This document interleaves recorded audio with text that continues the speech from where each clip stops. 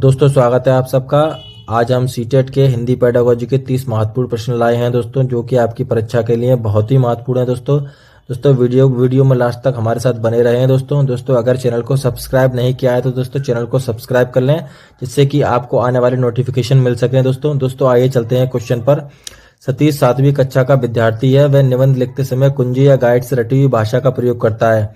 इसके कारणों में सबसे कमजोर कारण हो सकता है दोस्तों उसकी लिखित भाषा पर पकड़ नहीं है, उसमें विचार करने का सामर्थ्य नहीं है, सृजनात्मक लेखन की शिक्षण पद्धति उचित नहीं है दोस्तों, उसकी मौखिक भाषा बेहद कमजोर है। दोस्तों इसका ऑप्शन नंबर डी सही होगा। उसकी जो मौखिक भाषा है बोलने वाली वो बहुत ही कमजोर है दोस्तों, इसीलिए उसकी विषय पर पकड़ नहीं है दोस्तों। चलते हैं अगले क्वेश्चन पर। उच्च प्राथमिक स्तर पर हिंदी भाषा का शिक्षण एक सर्वाधिक महत्वपूर्ण उद्देश्य क्या होगा दोस्तों बच्चों में कहानियों को दोहराने की क्षमता, बच्चों को व्याकरण के नियमों को कंठस्थ कराना दोस्तों, बच्चों को पाठ के अंत में दिए गए उदाहरणों को अभ्यास कराना या बच्चों में समझ के साथ पढ़ने और लिखने की क्षमता का विकास कराना। दोस्तों इसका ऑप्शन नंबर डी सही होगा। बच्चों में समझ के साथ पढ़ने और लिखने की क्षमता का विकास करना दोस्तों। चलते हैं अगले क्वेश्चन पर। भाषा सीखने में सबसे बड़ा बाधक हो सकता है दोस्तों, बाधक मतलब अड़चन जो आ सकती है भाषा सीखने में, वो किससे आती है दोस्तों? भाषीय प्रयोग के अवसर से, इकाई परीक्षण से, भाषा में आकलन से, पाठ्य पुस्तक से। दोस्तों इसका ऑप्शन नंबर सी सही होगा, भाषा आकलन से। दोस्तों ये सबसे बड़ा बाधक है भाषा सीखने में दोस्तों हमारे। चलते हैं अगले क्वेश्चन पर। भाषा शिक्षक में होना आवश्यक नहीं है दोस्तों। कोई भी टीचर भाषा शिक्षक है तो दोस्तों उसमें क्या चीज नहीं होना चाहिए? व्याकरण का ज्ञान होना चाहिए दोस्तों, सुंदर लेख भी होना चाहिए दोस्तों, उसका विषय और मूल्यांकन विधियों का ज्ञान भी होना चाहिए दोस्तों, लेकिन रसायन का ज्ञान नहीं होना चाहिए दोस्तों इसका ऑप्शन नंबर डी सही होगा दोस्तों आपका, रसायनों का ज्ञान नहीं होना चाहिए दोस्तों। चलते हैं अगले क्वेश्चन पर। गद्य शिक्षण में कठिन निवारण किया जा सकता है दोस्तों। चित्र दिखाकर भी करा जाएगा दोस्तों, वस्तु को सामने दिखाकर भी कर सकते हैं, या किसी चीज का मॉडल बनाकर दोस्तों दिखा सकते हैं। ये सारे ऑप्शन सही होंगे दोस्तों, ऑप्शन नंबर डी इसका सही है दोस्तों। चलते हैं अगले क्वेश्चन पर। प्राथमिक स्तर पर कविता शिक्षण उपयोगी नहीं होगा दोस्तों जो प्राइमरी स्तर है दोस्तों उस पर कौन सा कविता शिक्षण उपयोगी नहीं है दोस्तों? जिसे छात्र सरलता में समझ सके, जो कविताएं छात्रों को सृजनशीलता को बढ़ाती हैं दोस्तों, जो कविताएं अंतर्राष्ट्रीय वादों से संबंधित हैं दोस्तों, जिनमें नीति, हास्य, वीरता, देशभक्ति जैसी भावना नहीं है तो दोस्तों इसका ऑप्शन नंबर सी सही होगा दोस्तों। जो कविताएं अंतर्राष्ट्रीय वादों से संबंधित है दोस्तों उसका कोई मतलब नहीं है प्राइमरी स्तर पर बच्चों को कविता के रूप में सुनाने का दोस्तों। चलते हैं अगले क्वेश्चन पर। भाषा सिखाने का सही क्रम क्या है दोस्तों? बोलना, सुनना, पढ़ना, लिखना, श्रवण करना। दोस्तों इसका ऑप्शन नंबर बी सही होगा आपका। दोस्तों इसको LSRW भी कहते हैं दोस्तों ये आपके लिए मोस्ट इंपोर्टेंट क्वेश्चन है, मोस्ट इंपोर्टेंट आपके लिए दोस्तों।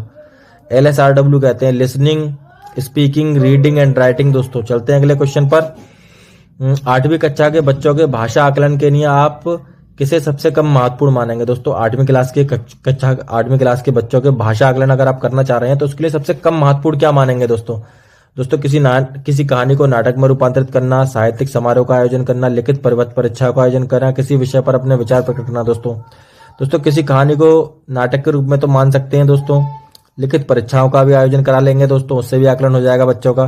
किसी विषय पर किसी टॉपिक को दे देंगे बच्चों को लिखने के लिए तो उस पर भी अपने बच्चा विचार प्रकट कर सकता है दोस्तों, लेकिन साहित्यिक समारोह का आयोजन नहीं होगा दोस्तों जो इसका आंसर बिल्कुल सही होगा आपका बी सही होगा दोस्तों। चलते हैं अगले क्वेश्चन पर। रूपा बड़े समूह के सामने अपनी बात कहते समय अटकती है, एक शिक्षक के रूप में आप उसकी क्या पे सहायता करेंगे दोस्तों प्रारंभ में छोटे छोटे समूह बात करने के लिए कहेंगे, उसे बार बार समझाएंगे क्या, उसमें बलपूर्वक आत्मविश्वास उत्पन्न करेंगे दोस्तों, उसे हमेशा बड़े समूह के सामने बोलने के लिए बात करेंगे दोस्तों, उसे बार बार समझाएंगे दोस्तों तो कोई बात बनेगी नहीं, बलपूर्वक भी कहेंगे तो भी कोई बात नहीं बनेगी दोस्तों, कोई तो बात नहीं बनेगी, उसे हमेशा बड़े समूह के सामने बोलने के लिए कहेंगे तो भी कोई बात नहीं बनेगी दोस्तों इसका ऑप्शन नंबर ए सही होगा दोस्तों आपका। छोटे छोटे समूह में टुकड़ों में उसको समूहों में बात करने के लिए अवसर देंगे, जिससे आगे उसके अंदर इंप्रूवमेंट होगा दोस्तों, फिर वो आगे बड़े समूहों में बोलेगी दोस्तों। चलते हैं अगले क्वेश्चन पर। भाषा शिक्षण के अंतर्गत वर्तनी संबंधित त्रुटियों का निवारण करना चाहिए दोस्तों। वर्तनी का शुद्ध उच्चारण है क्या, त्रुटियों का प्रकार बताना है दोस्तों, वर्तनी के बारे में समझाना है दोस्तों, त्रुटियों की उपेक्षा करनी है दोस्तों हमें वर्तनी का शुद्ध उच्चारण बताएंगे, उसको लेखन अभ्यास कराएंगे दोस्तों लिखने का, त्रुटियों को अभी नहीं कराएंगे, वर्तनी के बारे में कुछ नहीं बताएंगे, ना ही त्रुटि की उपेक्षा करेंगे कि ये गलत है या सही है। दोस्तों चलते हैं अगले क्वेश्चन पर। उच्च प्राथमिक स्तर पर भाषा सीखने सिखाने की प्रक्रिया में डैश की उपेक्षा बिल्कुल नहीं की जा सकती। दोस्तों उच्च प्राथमिक स्तर पर तो शिक्षक के शास्त्रीय ज्ञान, बच्चों की भाषिक पृष्ठभूमि, बच्चों की सामाजिक श्रेणी, बच्चों के पाठ्य पुस्तकीय ज्ञान। दोस्तों शिक्षक का शास्त्रीय ज्ञान ठीक है दोस्तों, चल जाएगा। बच्चों की सामाजिक श्रेणी भी हो जाएगी, बच्चों के पाठ्य पुस्तक का ज्ञान का भी हो जाएगा, लेकिन दोस्तों बच्चों की भाषिक पृष्ठभूमि से कोई मतलब नहीं है दोस्तों। इसका ऑप्शन नंबर बी सही होगा। दोस्तों चलते हैं अगले क्वेश्चन पर। वर्डों के उस समूह को जिससे कोई निश्चित अर्थ निकाला जाता है उसे क्या कहते हैं दोस्तों? दोस्तों उसको शब्द कहते हैं। दोस्तों शब्द। चलते हैं अगले क्वेश्चन पर।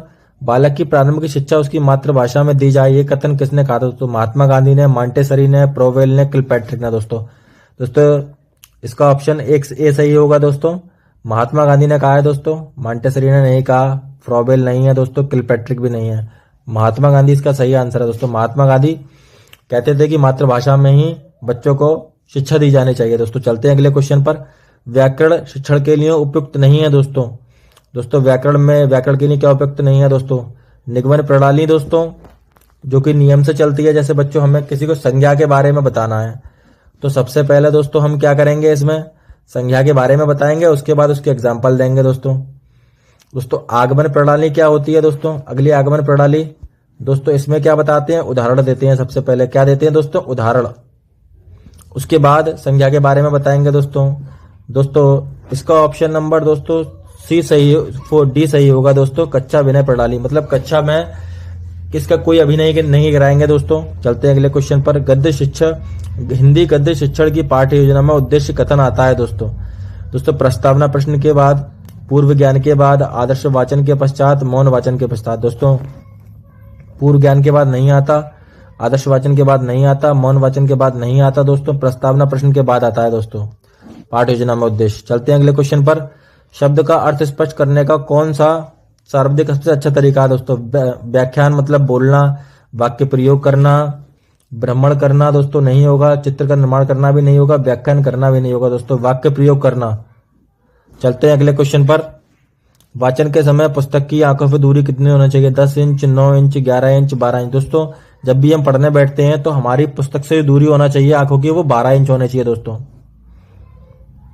दोस्तों 10 इंच नहीं होगा, 9 इंच नहीं होगा, 11 इंच नहीं होगा। दोस्तों चलते हैं अगले क्वेश्चन पर। किसी दृश्य उपकरण में पारदर्शी ट्रांसपेरेंसी का प्रयोग होता है, मतलब देखने वाले उपकरण लगा हुआ है जिसमें जो कि ट्रांसपेरेंट है। दोस्तों इसका ऑप्शन नंबर बी सही होगा। ओवरहेड प्रोजेक्टर जिसे हम कहते हैं दोस्तों, वो ट्रांसपेरेंट होता है। चलते हैं अगले क्वेश्चन पर। मौन पठन के विषय में धारणा क्या बनी हुई दोस्तों? एकाग्रचित होकर पढ़ने का अभ्यास, इसमें पठन की गति धीमी हो जाती है, पढ़ने की धीमी ध्वनि होठों से निकलती है, इसे आदर्श वाचन के तुरंत बाद किया जाता है। दोस्तों इसका ऑप्शन नंबर ए सही होगा।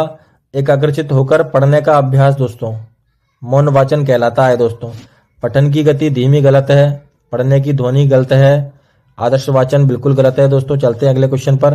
प्रभाव के नियम के अनुसार उद्दीपक एवं अनुक्रिया का सहयोग होता है। दोस्तों इसका ऑप्शन नंबर थर्ड सही होगा, पहला और दूसरा। दोस्तों चलते हैं अगले क्वेश्चन पर। भाषा शिक्षण के सिद्धांतों के प्रस्तुतिकरण का संबंध मुख्य रूप से किससे होता है? दोस्तों छात्र से, शिक्षक से, कक्षा का वातावरण, गतिविधि। दोस्तों शिक्षक से होता है दोस्तों भाषा शिक्षण का, कक्षा का वातावरण से नहीं होता, गतिविधि से नहीं होता। दोस्तों चलते हैं अगले क्वेश्चन पर। वे कथन जो आपसी व्यवहार में सामान्य रूप से प्रयोग होते हैं दोस्तों उन्हें क्या कहते हैं? दोस्तों अनौपचारिक, औपचारिक, प्रासंगिक या तर्क संगत। दोस्तों अनौपचारिक कथन उपयोग करे जाते हैं दोस्तों रोजमर्रा की भाषा में हमारे। दोस्तों चलते हैं अगले क्वेश्चन पर। व्याकरण शिक्षण की वह पद्धति अपेक्षाकृत अधिक उचित होती है जिसमें बच्चों को नियमों को कंठस्थ कराना। दोस्तों बिल्कुल भी नहीं चाहिए दोस्तों। बच्चे उदाहरण से नियम की ओर बिल्कुल सही है दोस्तों, बच्चों को नियमों से उदाहरण की ओर बिल्कुल गलत है दोस्तों। बच्चों को सूत्र का प्रयोग दोस्तों बिल्कुल गलत है। दोस्तों इसका ऑप्शन नंबर बी सही हो जाएगा। आपको बच्चों को उदाहरण से नियम की ओर ले चलें। दोस्तों सबसे पहले उदाहरण बताएं, उसके बाद क्वेश्चन का आंसर बताएं। दोस्तों चलते हैं अगले क्वेश्चन पर। बच्चों में भाषा प्रयोग की दक्षता विकसित करने के लिए आवश्यक क्या है? दोस्तों उन्हें सुनने और बोलने की पूरी आजादी दें। दोस्तों इसका ऑप्शन नंबर ए सही होगा आपका। कविताएं याद से कोई मतलब नहीं है, मुहावरों से कोई मतलब नहीं है, यहाँ पर वक्ता के साथ रहते हुए बिल्कुल कोई मतलब नहीं। चलते अगले क्वेश्चन पर। मौना अक्सर लिखते समय शब्दों के अक्षरों को छोड़ देती है, जैसे प्रति को पति, अभिनव को अनव, लिखना है। इसका सबसे उपयुक्त कारण क्या हो सकता है दोस्तों? उसे लिखकर रुचिकर अच्छा नहीं लगता, उसके विचार लिखने की गति में सामंजस्य ना हो, उसके विचारों में स्पष्टता ना हो, उसे मात्रा व ज्ञान ना हो। दोस्तों लिखने का गलत बिल्कुल, सामंजस्य बिल्कुल गलत है, उसके विचारों में स्पष्टता नहीं है दोस्तों, इसीलिए वो उसको सही से नहीं पढ़ पाती है। दोस्तों चलते हैं अगले क्वेश्चन पर। अपनी कक्षा में समावेशी माहौल का निर्माण करने के लिए आप किस बात को सबसे अधिक महत्वपूर्ण मानते हैं दोस्तों? दोस्तों इसका ऑप्शन नंबर डी सही होगा दोस्तों। विभिन्न प्रकार के जो भी दृश्य और श्रव्य उपकरण हैं उनका आवश्यकता के अनुसार प्रयोग करेंगे दोस्तों हम। चलते हैं दोस्तों अगले क्वेश्चन पर। हिंदी साहित्य के इतिहास में संबंध में modern vernacular literature of Hindustan किसने लिखा है दोस्तों? दोस्तों इसका ऑप्शन नंबर बी सही होगा, जॉर्ज अब्राहम गियर्सन। दोस्तों मोस्ट इंपोर्टेंट क्वेश्चन दोस्तों आपके सीटेट के लिए, मोस्ट इंपोर्टेंट क्वेश्चन। दोस्तों अगर आपको वीडियो अच्छा लगा हो तो चैनल को लाइक कीजिए, सब्सक्राइब कीजिए दोस्तों, शेयर कीजिए दोस्तों। दोस्तों अगर हमसे कोई भी गलती वीडियो में बताने या समझाने में हो जाती है दोस्तों तो आप उसको कमेंट में हमें बताइए दोस्तों, जिससे हम उसमें सुधार कर सकें और भविष्य में आपके लिए अच्छे से अच्छा कंटेंट आपको प्रोवाइड कर सकें। दोस्तों धन्यवाद, मिलते हैं आपसे अगली वीडियो।